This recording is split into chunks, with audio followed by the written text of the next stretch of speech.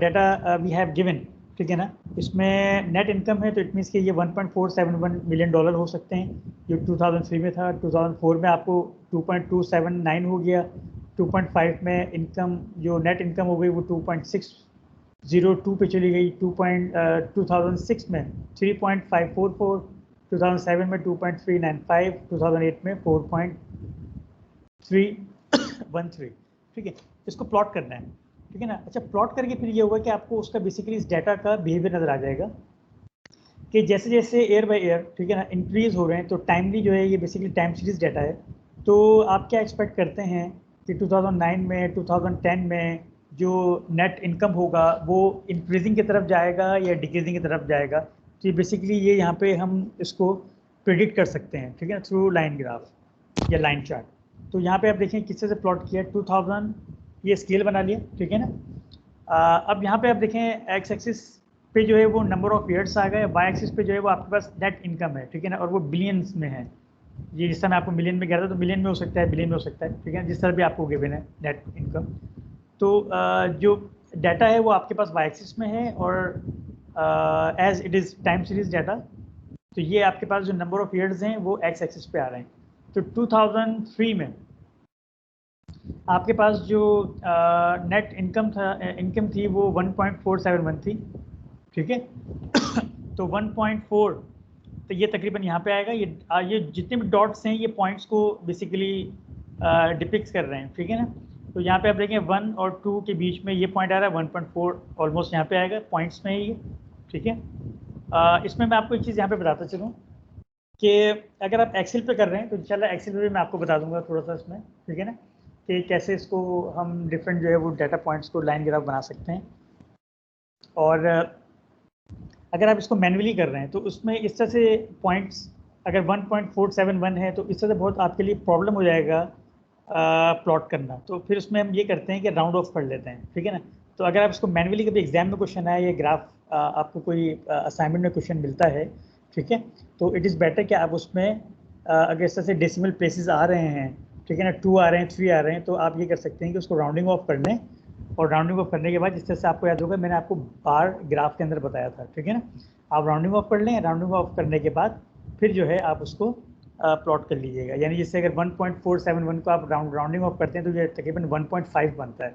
तो यहाँ पे आप इसको अगर ऑब्जर्व करें तो ये 1 और 2 के बिल्कुल सेंटर में आ रहा है। इट मीन्स कि ये तकरीबन 1.5 ही है, ठीक है, 2003 के लिए, ठीक है। इसी तरह आप 2004 में देखें इनकम कितनी हो गई थी, ये 2.279 हो गई थी। अगर इसको राउंड ऑफ करते हैं तो ये आपके पास आता है 2.3 बन जाता है, ठीक है ना। तो यहाँ पे आप देख सकते हैं 2004 में 2.3 तकरीबन यहाँ पे आ रहा है, ठीक है। 2.5 इनके बिल्कुल सेंटर में हो जाएगा ये यहाँ, और ये नीचे यहाँ पे आते हैं तो ये 2.3 बनेगा। सिमिलरली 2005 में अगर आप देखते हैं तो ये आपके पास 2.6 बनता है जब आप इसको राउंडिंग ऑफ करते हैं, ठीक है। तो 2005 में देख लेते हैं ये आपके पास आ रहा है 2.6 से। यहाँ मैंने आपको बताया था कि 2.5 जो है वो 2 और 3 के बिल्कुल एग्जैक्टली सेंटर में होगा, तो ये थोड़ा सा ऊपर आ रहा है 2.6, ठीक है। एंड इसी तरह से बाकी नंबर्स को भी प्लॉट किया गया है। तो आप बच्चों की क्या ऑब्जर्वेशन है इसमें, आप क्या समझते हैं कि ये जो है वो इंक्रीजिंग की तरफ जा रहा है, डिक्रीजिंग की तरफ जा रहा है? और 2008 के बाद 2009 में 2010 में, ठीक है, तो उसमें क्या एक्सपेक्टेड क्या होगा कि ये जो नेट इनकम है वो इम्प्रूव होगा या डाउनफॉल की तरफ जाएगा? सर इम्प्रूव होगा। तो वैसे तो इम्प्रूव होना चाहिए, लेकिन कुछ कह नहीं सकते हैं क्योंकि 2007 में ऑलरेडी वो डिक्रीज हुआ था, तो आगे जाके भी हो सकता है। ठीक है, लेकिन ये आपकी पॉइंट बिल्कुल वैलिड है कि इसमें, क्योंकि जिस तरह मैंने एक वर्ड यूज़ कर रहा हूँ कि एक्सपेक्टेड वैल्यू आपको चेक करनी है ना, ऑल दो कि we can see the variation in the graph, ठीक है ना, कि जैसे यहाँ पे ये आपके पास कम वैल्यू थी, फिर इंक्रीज हुई, फिर 2005 में और बढ़ गई, 6 में और ऊपर गई है, 7 में नीचे आई है, बट 8 में ऊपर गई है। तो इट मीन्स अगर बिहेवियर को चेक किया जाए तो इसका मतलब तो ये इम्प्रूवमेंट की तरफ ही जा रहा है, ठीक है ना। आप यहाँ देखें कि ये 2003 से लेके 2008 तक का डाटा है, और 2003 से 2008 तक के डाटा में अगर हम इसको ऑब्जर्व करते हैं नेट इनकम को, तो ये 1.4 से 4.3 तक 4.313 तक जो है वो इंक्रीज हो गई है। तो इट मीन्स कि there is a possibility of improvement, कि 2009 में और 2010 में अगर थोड़ा सा वेरिएशन भी आता है, थोड़ा सा नीचे भी आता है, बट इम्प्रूवमेंट की तरफ जा रहा है ग्राफ। लेकिन सर चांसेस यही है कि इम्प्रूव हो, क्योंकि 2008 का इसलिए हम डेटा देखे तो वो काफी ज्यादा मार्जिन से इंक्रीज हुआ है, तो पॉसिबल ये है कि इंक्रीज ही होगा, हालांकि कम हो, लेकिन क्योंकि 2008 में हम देखें तो काफी ज्यादा मार्जिन के साथ ये बेहतर हो रहा है, इसकी क्वालिटी बेहतर हो गई है, प्रोडक्ट कुछ भी डिमांड बढ़ गई है इसकी, तो ज्यादा ना भी बढ़े तो कम बढ़ेगा, डिक्रीज होने के चांसेस थोड़े कम लग रहे हैं। ये आपका बिल्कुल ठीक है। तो ये मेरा ख्याल है आप सब बच्चे इसको इजीली जो है वो ऑब्जर्व कर सकते हैं। ठीक है, एनी क्वेश्चन? यस सर, अगर सर ये डिक्रीज होगा भी तो इतना वो 2008 से अगर डिक्रीज हुआ भी तो वो कम से कम हमारे 2003 के लेवल पे नहीं आएगा। इतना तो बिल्कुल कम नहीं हुआ कि जो है वो लॉस हो जाए कंपनी को, ठीक है ना। तो ये चीज़, इसमें कोई और क्वेश्चन आपको करना है? होने को तो कुछ भी हो सकता है। देखें, ये जो हम स्टडी कर रहे होते हैं ना, ये बेसिकली एक्सपेक्टेड वैल्यू में बार बार जो वर्ड यूज़ करता हूँ, इससे आपको आइडिया होना चाहिए। तो बेसिकली एक्सपेक्टेशन की तरफ जा रहे होते हैं, ठीक है। प्रोबेबिलिटी क्या है उसमें, चांसेस ऑफ अकरेंस की बात होती है कि जो हिस्टोरिकल डाटा है उसके अकॉर्डिंगली हम ये देखने की कोशिश करते हैं कि क्या पॉसिबल होगा कि ये इम्प्रूवमेंट की तरफ जाएगा या लॉस होगा, ठीक है। तो इसकी तरफ जाते हैं। बाकी तो ये भी हो सकता है, जैसे ये किसी को नहीं आइडिया था कि जो है वो कोविड आ जाएगा, ऐसे ही है ना, ठीक है। अब उससे पहले जो कंपनीज थी, अगर उसमें प्रॉफिट की तरफ जा रही थी तो लॉस की तरफ चली गई, बिल्कुल एकदम नीचे डाउनफॉल की तरफ आ गई। तो नोबडी नोज कि इन फ्यूचर के मतलब क्या होगा, ठीक है, अल्लाह पाक ही बेहतर जानते हैं। लेकिन इसमें आपको जो है हम करते हैं उसकी बेस पे सिर्फ ये एनालिसिस करने की कोशिश करते हैं कि पॉसिबिलिटीज़ जो हैं वो क्या हो सकती हैं, ठीक है। अच्छा, स्क्रीन आप बच्चों को नज़र आ रही है? सर मुझे कुछ सर ये जो डॉट ग्राफ है वो स्टीम और लीफ वाले, सर इसका मतलब समझ नहीं आया। रॉ डेटा हमने समझ लिया, डेटा कैसे कलेक्ट करके प्लॉट करना है ये समझ लिया, लेकिन ये इसका इस्तेमाल क्या है, यूसेज क्या है? जैसे इस सब ग्राफ में समझ में आ रहा है कि हम किस लिए इस्तेमाल कर रहे हैं, तो डॉट और स्टीम को थोड़ा गाइड कर दिए, इस्तेमाल कहाँ करते हैं हम उसको?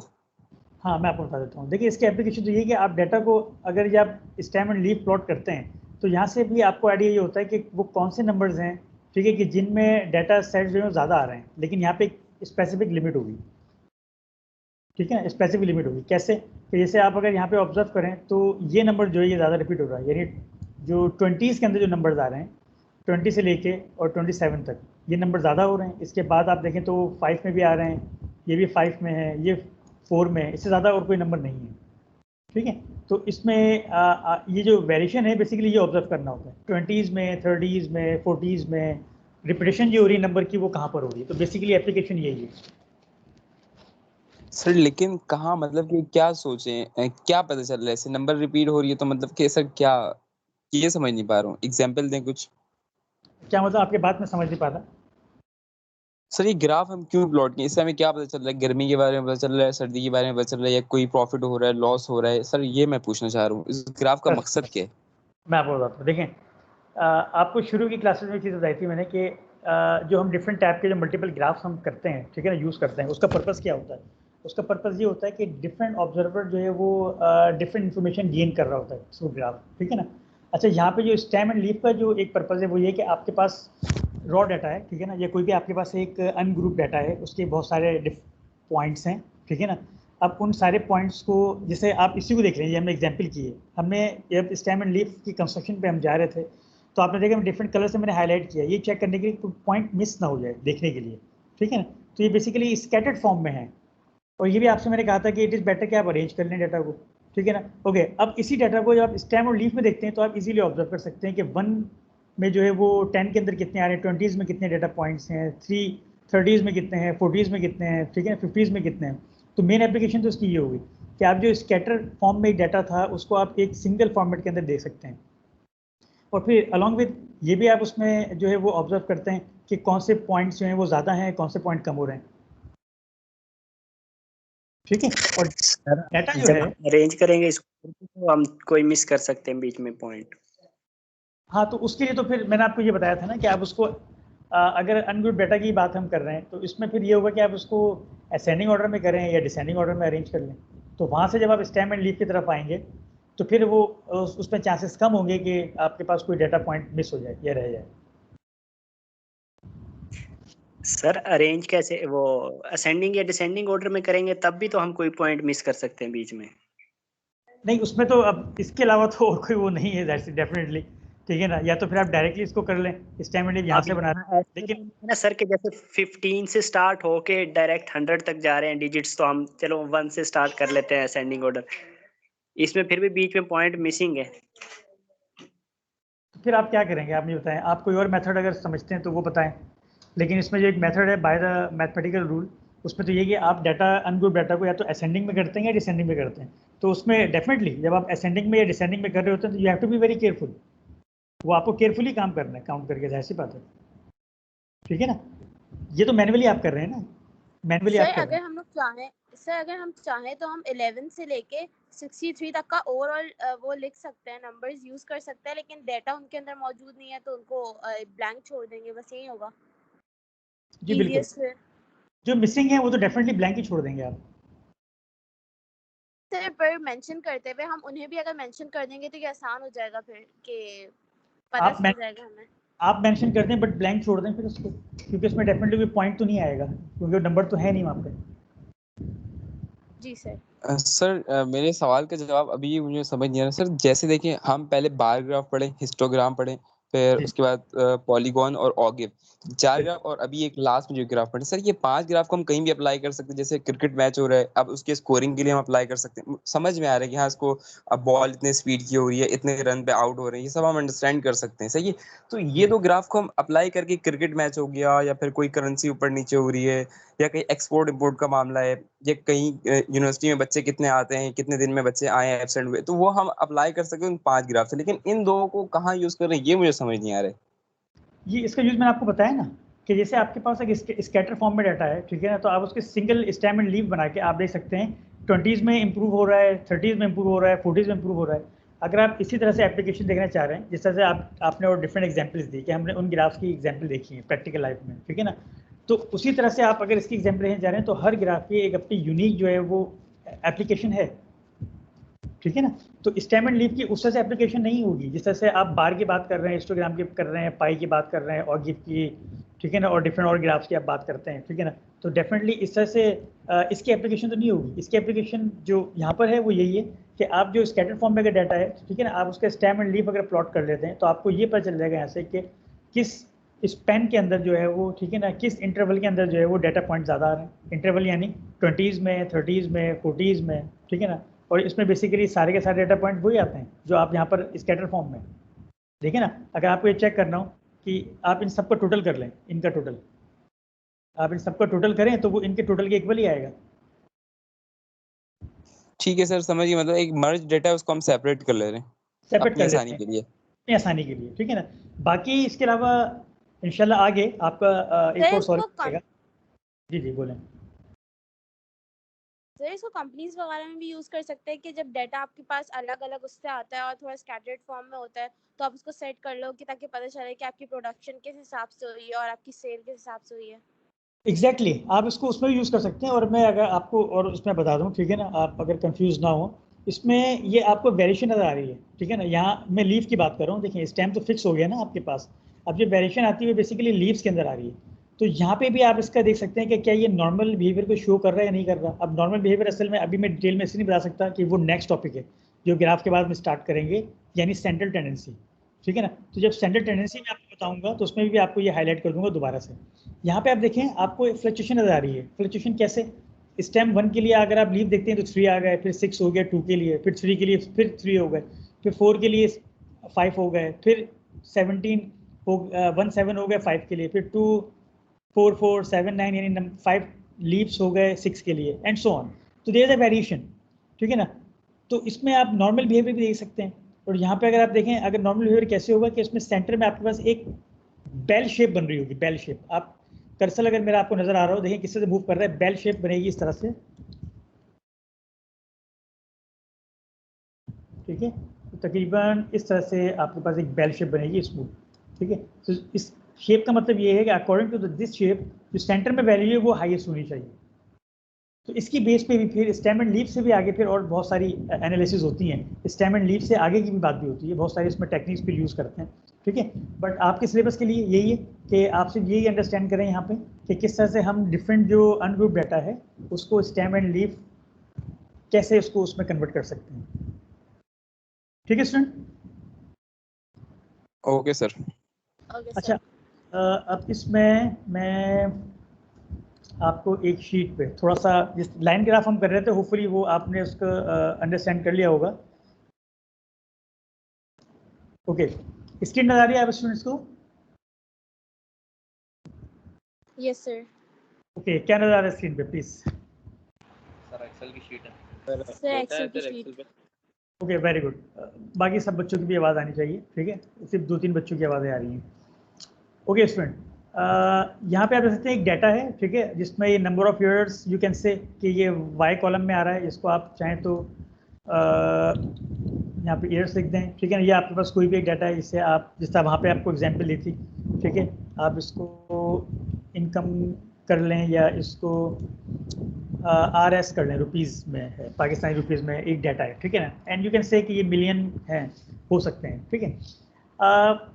जैसा मैं आपको बता रहा था कि डिफरेंट जो पॉइंट्स में आपके पास आता है, तो अगर आप उसको मैन्युअली कर रहे हैं तो उसके लिए तो फिर ये है कि आप उसको राउंडिंग ऑफ कर लें, ठीक है ना? लेकिन अगर आप उसको शीट पे करते हैं किसी सॉफ्टवेयर के थ्रू, एक्सेल के थ्रू करते हैं, और उसमें आपके पास, मैं इस तरह से कर लेता हूँ सो दैट कि आप इसको अंडरस्टैंड कर लें कि एक्सेल पे अगर आप प्लॉट करने जाते हैं तो उसमें फिर इंशाल्लाह प्रॉब्लम नहीं होगी। आप देख रहे हैं मैं इसके जो डेसिमल प्लेसेस हैं उसको इंक्रीज़ कर रहा हूँ, ठीक है ना? अब ऐसी कंडीशन में अगर आप मैनुअली आप अगर प्लॉटिंग की तरफ जाते हैं तो डेफिनेटली ये it will be very difficult कि पॉइंट के बाद फिर आपको ये देखना कि 108 कहाँ पे आ रहा है, ये आपके लिए प्रॉब्लम क्रिएटिंग हो सकता है, ठीक है?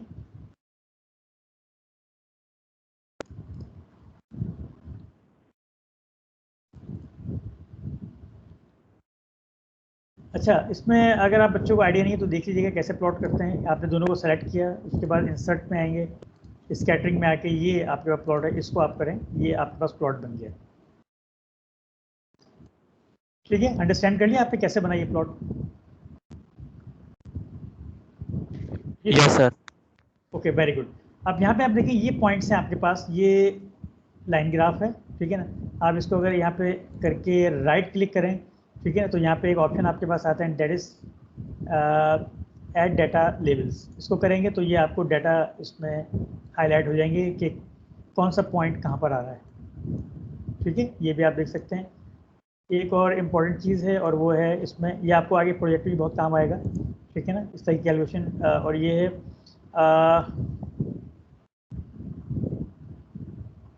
ऐड ट्रेंड लाइन, ठीक है? ये आपको नजर आ रहा है ऐड ट्रेंड लाइन। अब इसमें मैथमेटिकली जो है वो कौन सी लाइन इस पर फिट हो रही है, स्ट्रेट लाइन तो डेफिनेटली इस पर fit, display equation and R value, ये आप इसको करेंगे तो स्ट्रेट लाइन इसका बिहेवियर इस तरह से आ रहा है। ये स्ट्रेट लाइन इंक्रीजिंग ट्रेंड को शो कर रहा है, ठीक है? और इसमें आर स्क्वायर की वैल्यू, आर स्क्वायर क्या होता है ये आगे इंशाल्लाह बच्चे देखेंगे, आपको बताऊंगा कैसे कैलकुलेट किया जाता है, उसका पर्पस क्या है। लेकिन एक चीज़ बताता जाता हूँ, R square basically coefficient of determination होता है, और इसको ये वैल्यू जितनी 1 के करीब होती जाती है उतना आपका मॉडल जो है वो इट मीन्स कि वो सिग्निफिकेंट होता है, जो रियल डाटा है उसके करीब होता है, ठीक है स्टूडेंट? क्लियर हो गया? तो होपफुली एक्सेल पे भी आप बच्चों ने इसको अंडरस्टैंड कर लिया।